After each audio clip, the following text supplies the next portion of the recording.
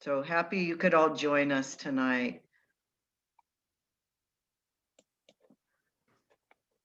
I'm going to turn it over to Jonathan here and let him take it away. Hey, thank you so much. So it's a pleasure to be with you all this evening virtually. I do wish under better times that we could have done this in person. I enjoy the interaction with people in a big room together, but I am thankful for technology that gives us the ability to do something. So I do appreciate that very much. I've had the pleasure of working with Kathleen for a number of years through the Greenprint program. And lately, we've been able to do some more unique and fun things related to farmland conservation, even some invasive species removal. So we've had some good times lately, and I hope that this is just a continuation of a great collaboration. But I do want to give a brief background for those of you that may not be familiar with the town of Clarence in terms of its location. We are located in Erie County, New York. Erie County we are located, Clarence specifically is located on the northern portion of Erie County. We actually border Niagara County, and we're surrounded by some great municipalities. Basically, the font size that I have illustrated for the municipality is meant to convey the size in terms of population of that municipality. So to our west, we border Amherst. Amherst is, of course, a very large suburb of Buffalo, as is Clarence. Lancaster to our south, Newstead to our east, and then in Niagara County to our north, we have Lockport and Royalton. I do like to give a brief, a little funny kind of note of history as why is Clarence called Clarence? Best I can tell, and best everyone I talk to can tell, Clarence is actually named after the Duke of Clarence.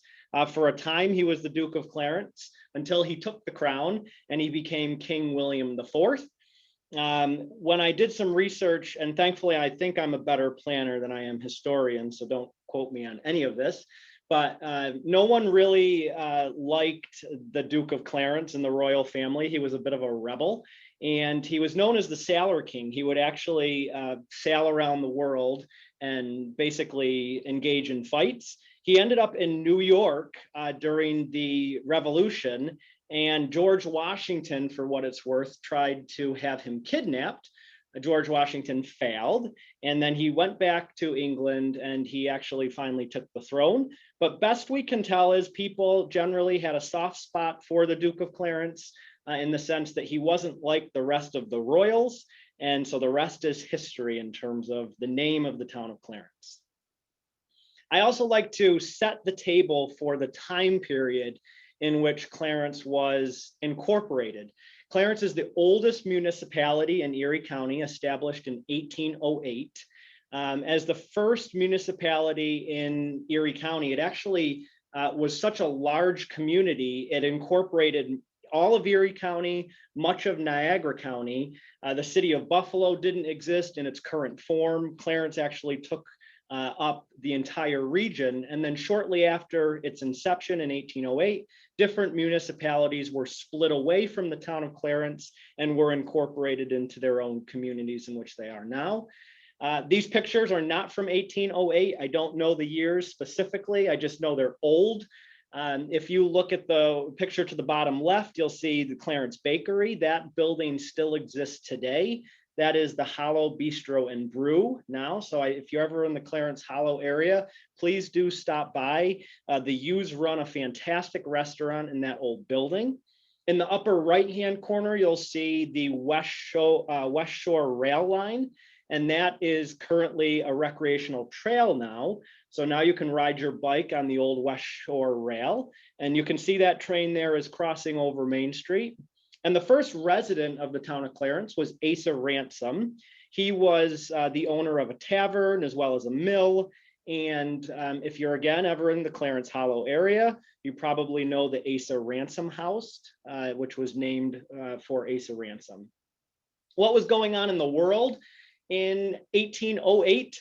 Well, there happened to be only 17 states. The president was Thomas Jefferson. The biggest news of the year I could find from 1808 was coal was first burned as a fuel. And we might be thinking to ourselves, oh goodness, that's probably not the greatest thing. But at the time, that was big news, and that definitely powered much of the industrialization. And then just a funny little thing that I like to throw in, some of the more controversial happenings in 1808 was the Black Snake Affair. And this was where 2 federal agents were killed by smugglers carrying potash across the border from Canada. Potash, from the little bit of research I've done, was used as a fertilizer, and it was produced in Canada, much of which ended up in Europe. But some of it did get smuggled over the border. So the federal agents at the time were chasing down fertilizer smugglers. Where are we right now? Well, Clarence in 2021 looks something like this. We have about 34,000 acres of land, or our population density is less than 1 person per acre, which is an incredibly low population density, given what people think about Clarence. We have an average household size of 2.7. So typically that's a couple and 0.7 of a kid. The median age is 43.7. So we are an aging community. And this is similar to much of Western New York and Erie County in terms of our population is aging, people are having less children, and our population right now is around 31,500 people. And this number is increasing. I expect the number to go up when we get the 2020 census results. Our median household income is 89,000. This is a rather high number when you look at the regional median household income, and there are pros and cons to this certainly in the town. What continues to amaze me year after year after year is our average new built residential single family permit value. In 2020, the average value of a single family home was $705,000. I just never cease to be amazed at that number. The average square footage, we see this trending down. It's 3,500. So generally what we find are people are building smaller homes that are way more expensive than what they used to be. We're certainly not going to win any awards for a diversity perspective. We're 93% white, 3.6% Asian, and only 1% Black. And then I also like to throw in just a little bit of temperature information in here, highs and lows. So for February 22nd, the high temperature in Clarence ever recorded was 66 degrees, and the low is -3. And right now the temperature is about 34 degrees. So I guess given what we could have, I'll take 34 degrees. I do want to quickly go through a brief pictorial tour of the town of Clarence, just to set the table so everyone knows what we're kind of working with. Of course, we have our big box retail, right? We're a suburban community. Anywhere USA, you're going to drive through a suburban place and you're going to see a similar looking retail establishment. We have our big box retail. We have our transit roads, our main street corridors. We have the typical automotive with the big setbacks, tons of cars, big signs, the standard suburban type of development. We have a lot of small and medium-sized office space. We do not have a lot of large-scale offices like you might find in the city of Buffalo or Amherst or even Lancaster. We have smaller neighborhood scale. We do have some industrial. This is actually an image. It's not a representative image of our industrial in town. This is the Great Batch facility on Whirly Drive, now the Integer building. And this is kind of what the town aspires to be in terms of its industrial. Much of our industrial land is unsewered, so everything would have to be on septic. And so unfortunately, what we end up with is a lot of cold storage. We do get some light manufacturing and some warehousing. We have beautiful little villages. They're actually unincorporated villages, which means they don't have their own governmental structure. So they actually are considered hamlets, technically speaking. And these neighborhoods are historic places of density. We have 5 of them, being the Hollow, Clarence Center, Harris Hill, Swarmville, and Wolcottsburg. And these 5 little hamlets are just historic places that have built out through time, and they have a quite nice charm to them. This is some of our residential housing in one of our hamlets. You can see it's the old style housing, somewhat close together, village scale. What Clarence is more known for would be its standard residential subdivision lots. And this is what you might see driving through Clarence. You'd see quite a bit of this. What makes the media, though, is something a bit different. And yes, we do have some of this, the McMansion style housing, the very large homes that typically gets picked up on in the media, that is almost put a little dot on Clarence as the McMansion capital of Western New York, certainly of the North Towns. We have a lot of park and recreation land. Residents love the town for its parkland. They're highly used. You couldn't really tell by this picture looking at it. I think I managed to take a picture of a park with no one in it, but that's just that day I happened to get out. So you can see we have nice parks, we have trails. Trails are near and dear to my heart personally. I spend a lot of time trying to advance trails throughout the community. My goal ultimately is to connect every neighborhood with close and safe access to a trail system. People love these trails. I've had the opportunity to survey people as they are out on them. Many people have moved to Clarence, and this is one of the best features they consider for the town. They help Clarence residents stay active and lead healthier lives. And then, of course, why we are all here this evening would be for farmland protection, and that would be our agricultural lands. We have everything from large fields, crop fields, to small hobby farms. We have a lot of horses in this community.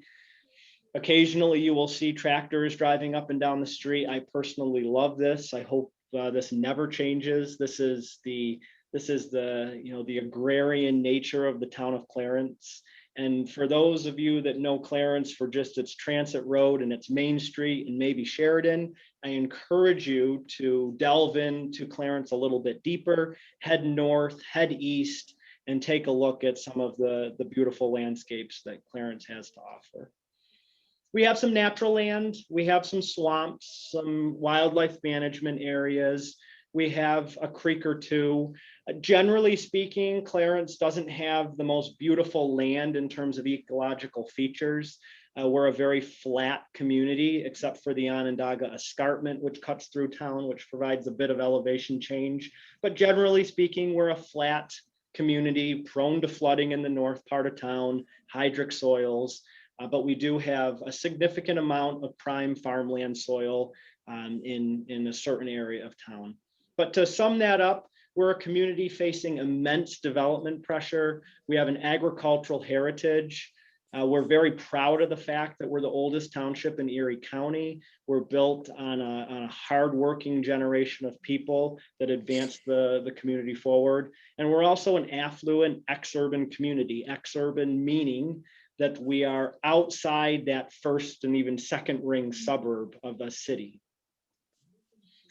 I think that it's important to kind of frame our conversation this evening with a snippet I found in one of the old advertising brochures for a community here in Clarence. And this was right in a brochure for a community that was built in Clarence, and it was attempting to sell houses. And it says, for those that might not see this clearly, it says, President Coolidge once made the remark, great cities have their advantages. They also have their disadvantages, and the disadvantages seem to be multiplying fastest. It is authoritatively stated that within 5 years, there will be no vacant property within Buffalo's borders. Buffalo is outgrowing its limits by leaps and bounds. The fields of yesterday are the suburbs of today, and the suburbs of yesterday are today congested civic areas. And let that just sink in for a moment. I mean, just take those words in. This was obviously an advertising piece. This was obviously a result of cities growing very rapidly and people looking for something different. And it was an enticement saying, come out to Clarence. You know, the old suburbs, they're congested already. The new suburbs are farm fields. They're ready for your home. And this is actually that subdivision that I pulled the advertisement from. This is Harris Hill Gardens. It's about 380, give or take, homes in the Harris Hill area. And you can see modest homes, well kept, great community, variety of age groups in this community. And it's survived the test of time. And some things really haven't changed all that much from 1950s till you get to 2000 subdivisions. And while yes, they look a little different, the houses have more brick, they're bigger, a little more stately, the build pattern is very similar, right? You just have house after house on property that was once either field or forest. And when we start to look at that, I'm a firm believer in looking at trends, specifically data trends. I typically geek out on data as much as I can. And we've had the ability to map out our number of residential single family building permits between 1950 and last year. And you can kind of see the highs and the lows. Going back to 1950, you can see the spike, the post-war housing, suburban housing boom. And you can see going from, the 196 all the way up rather quickly, all the way up to 258 permits for single family homes in 1 year. And then you can kind of see it gradually come down again throughout the 60s, 70s, and 80s. And then in the 90s, you can see that spike again up in the town of Clarence. And through the 90s and 2000s is when the town, specifically Clarence, saw an immense population growth. And things greatly changed. We had the as you would like to say, the old time Clarence residents that didn't necessarily like the new Clarence, the subdivision Clarence. And so at that time, there was a lot of consideration given to, what is the future of this town? What will become of Clarence? What is its legacy? Is this sustainable? And then as you can see through efforts that we're going to talk about tonight, the numbers have come down a bit. They've leveled off some. And a lot of it has to do with good comprehensive planning. So the town has had a long history of comprehensive planning. I've had the privilege of walking in the footsteps of, I like to say, planning giants. They've done an amazing job through boards and professional planners in Master Plan 2015 that was adopted in 2001, as well as our more recently adopted Clarence 2030 plan. And in those plans, we looked at creative ways to try to preserve and protect through the development of a preservation program. And we wanted to see more and better agricultural production. And personally, I think that there's at least 5 methods that the town has pursued to make this happen. I know that we're here this evening specifically for the Greenprint program, but those 5 methods would be: you buy, you restrict, you incentivize, you empower, and you change. I'm not going to cover 2 through 5 very much.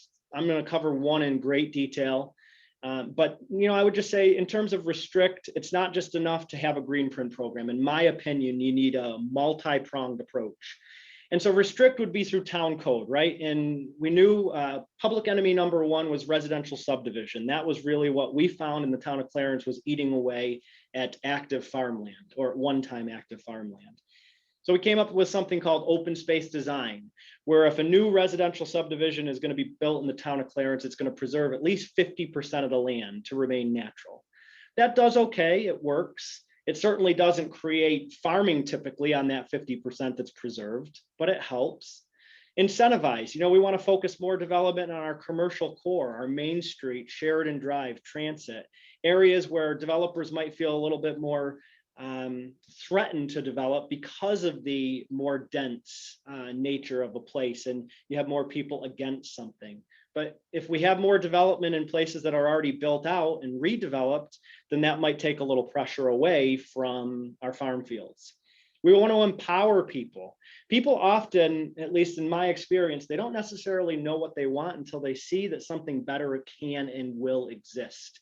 So whether that's with stakeholder meetings, community forums, even just public gatherings, to make those connections with neighbors and residents and identify there may be a better way to do this, and think of it more in a community-minded approach. And then just quite frankly, you need change, right? We're a very fiscally conservative town. Money is not readily available in terms of budgeting. We have very lean budgets.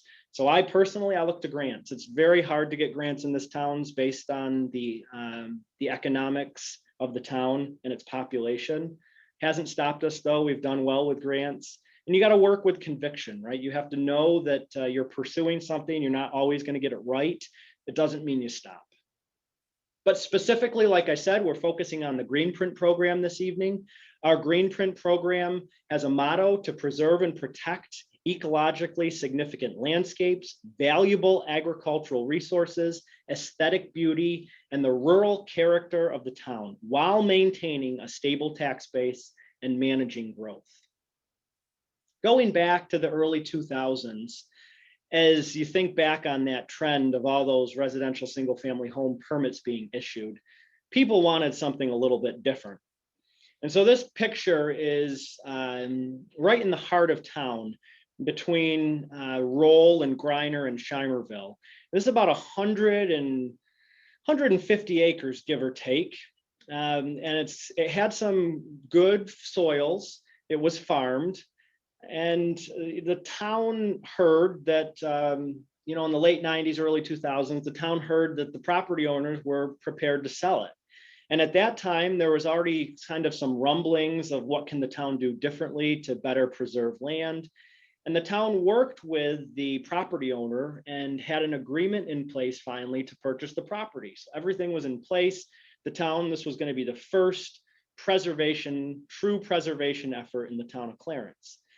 Well, once the town had the agreement of the seller, they pursued funding, whatever that would be, whether it would be through bonds or grants or just general fund balance. And that's where they ran into a real issue because the amount of time it took to try to gather those funds. Unfortunately, the seller at the time lost confidence in the town and they thought, you know what, we're not sure if this is going to happen. We're not sure if they're going to be able to get all the funding. And they had a pretty nice offer from a local developer. And the rest is history, actually. I mean, this was a failure for the town of Clarence in terms of its preservation efforts. This is year 2020, just last year. And you can see residential single-family homes being built. There's 151 homes proposed for this subdivision. And it's about 2/3 the way built right now. And this is really, I think, this was the catalyst. While it was a fail, it was a catalyst for what was to come. And oftentimes they say that some of the better success stories start with failure. Well, that's certainly the case for this program. Because in 1998, just as all that was happening, there was a group of passionate people in the town of Clarence on the Clarence Recreation Advisory Committee that were researching ways to try to address things like sprawl and congestion and quality of life. And they were looking at other opportunities, other examples around the state, even around the country, in a way to find some way to preserve open space. A sure way to do it.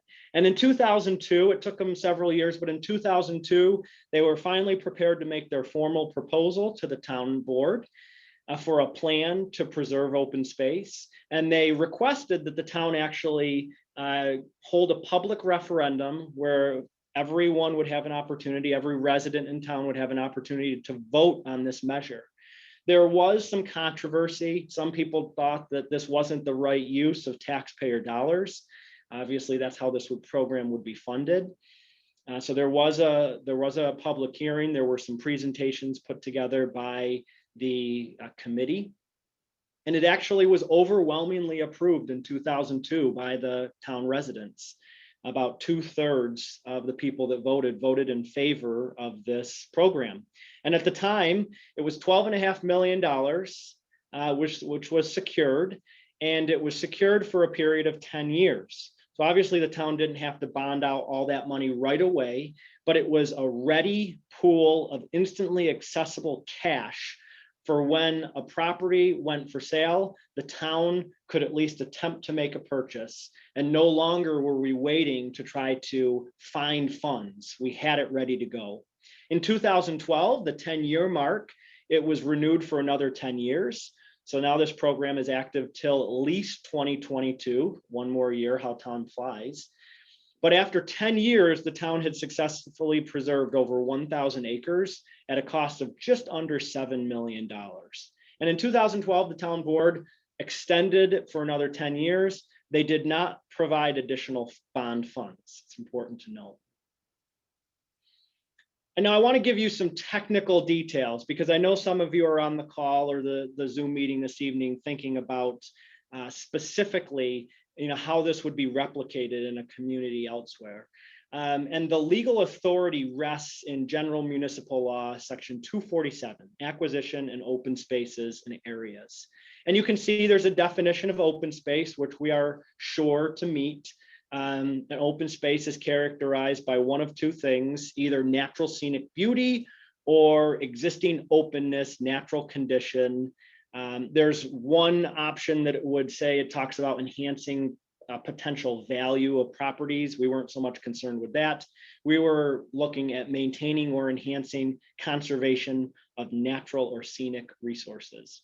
And then the method for which we go about would be the acquisition interests or rights of property. There are several different acquisition methods. The two that the town utilized was an outright purchase or purchase of development rights. And I'll get into that briefly in a couple slides. And then there's a review process. So there's a preliminary review where willing property owners complete a participation interest survey. And then the Greenprint committee analyzes property data. They screen interest of the applicant. They assess the development potential, the natural land, wetland, agricultural potential, a litany of items that the committee looks at. And then they decide whether it fits within the goals and parameters of the program. And if it's suitable for further consideration, they proceed to the next step. This office, the Office of Planning and Zoning, we provide parcel data and environmental review for consideration of the committee. And then we have two ranking forms. This is really a critical component. And this is actually what I spent a great deal of time with Kathleen through the years, was to rank properties. And we had two ranking forms. One would be for natural land and one would be for agricultural land. So obviously, in some cases, we'd have properties with both natural land and agricultural land. And so we would have very specific ranking criteria for those. And this is why I say it's critical, because we have to take a very objective approach to this. There cannot be any instance where this program would be tarnished for the sake of a bias or who someone knows. It's very critical that these are looked at very objectively, and we use the same guiding principles for the review of each property. And then if it ranks high enough on the list, then we would enter into fair market value and price negotiation. So the committee decides whether to request a fair market appraisal. If so, then we hire that out. The town pays for that. And then the committee reviews the appraisal, and they would work with the property owner to determine the type of sale. And as I mentioned, we utilize two types of sale. The first is very simple, outright acquisition. That would be where the seller sells fully to the town. They walk away from their property and the town owns it outright. The second method is a little bit more nuanced, but has been highly successful, and that would be the purchase of development rights. I'm sure many of you know what that is, but for those that don't, the purchase of development rights is where you allow the property owner to remain the owner of the property, so they can continue to own it. If they farm it, if they don't, they could continue to live on that property and use that property, but they could never develop it, except for, say, like they may be able to add an agricultural outbuilding, something that fits within the allowances. But they could never develop it. They could never sell it for development purposes.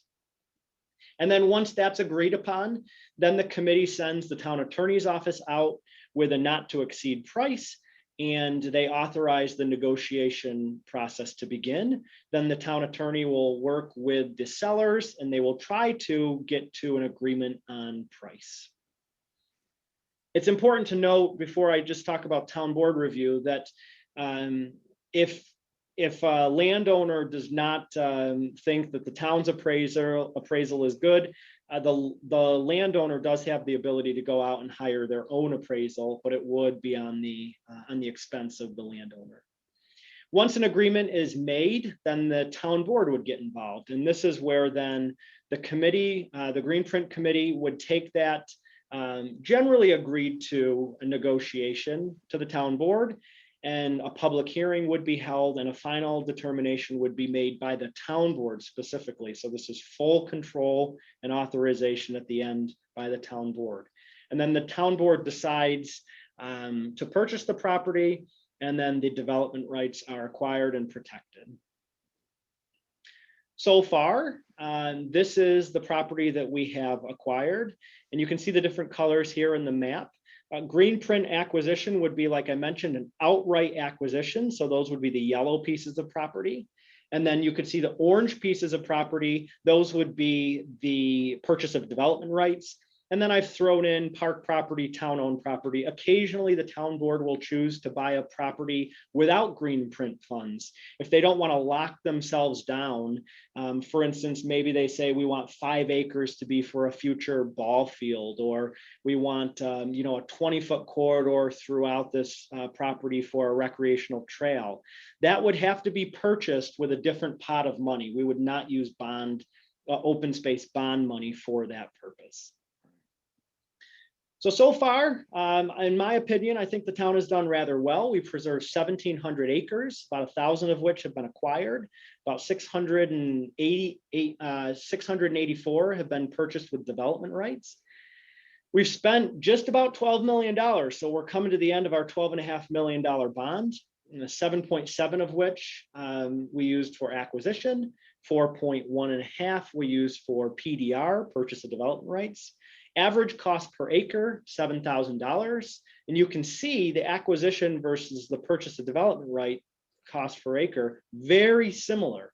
And that can throw people off occasionally that think, well, goodness, if I'm going to make $6,000 an acre and I get to keep my land, I do that versus giving it all away for $7 and change. And that's, I think, more often than not, we've had more purchase of development rights towards the end of the program. But people do realize when they think about it that the value of the property, unfortunately, is not for farming. It is for development. Farming would very rarely be able to pay the same amount that a developer could pay for that same land. Expenses. So this is what we presented in 2002. We estimated that if the full $12.5 million were spent, that every individual would pay $52 a year for every $100,000 of assessed value. So very simply put, if I own a house that's assessed at $100,000, I would pay an additional $52 a year for this program. In actuality, it's become much less than that. When we recalculated the numbers, when we had spent our first $7 million, it was somewhere around $14 per 100,000. And we're estimating now at a full expenditure of 12.5 million, the average cost would be $30 per $100,000 of assessed value. So this is great news for the people of Clarence. It shows that they were very well judged on this in terms of when they made their decision. And obviously, interest rates and such have been very favorable, which has been allowed the town to keep the rates down.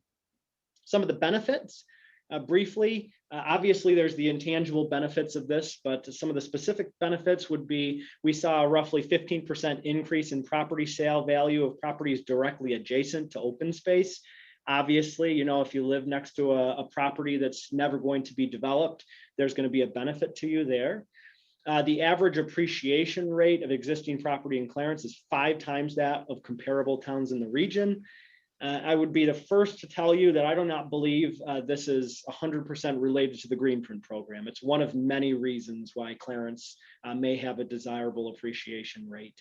And then finally, the average property tax in Clarence is about 30% lower than comparable towns in the region. Again, Greenprint program, one component of that. There are many other components that go into that. So I'm certainly not saying that Greenprint is doing all this alone. I think I would be doing a disservice to everyone to tell you that if I didn't tell you, I think that because the town doesn't have its own active police force, we utilize sheriff and state police. I think that really has been a big reason why we have such low taxes. But of course, there are many reasons. A few success stories. Briefly, Root Down Farm. It's a community-supported agricultural farm, and this has done wonders. Steve and Aaron Blowback. They have a fantastic farm. I've gotten to know them. I enjoy hanging out with them. We've been doing some great presentations with different programs, and they're just the most encouraging, energetic couple you would meet. They have a wait list of well over a year, probably 2 years, to be part of that, and they are incredibly busy. They sell every bit of produce they grow. Providence Creek Farm, and this is about 90 acres, and this is very far up north in Clarence, up in Rapids Road by Tonawanda Creek.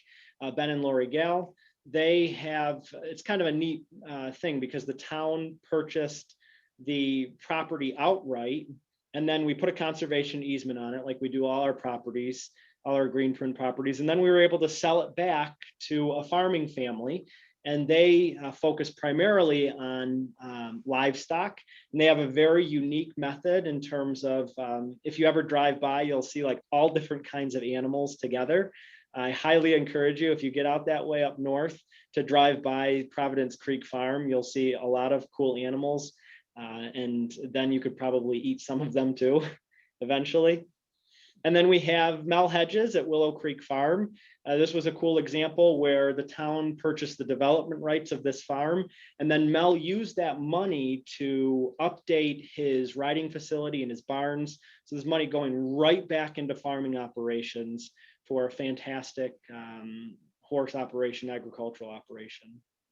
And then I'm sure if you're familiar with Clarence at all, you know Greg's U-Pick Farm, the Spoth Farm. This is another great example, Greg and Sandy Spoth, and they're now their children. I've done just wonderful things with this farm, and so many people go there in the nicer weather to pick their berries.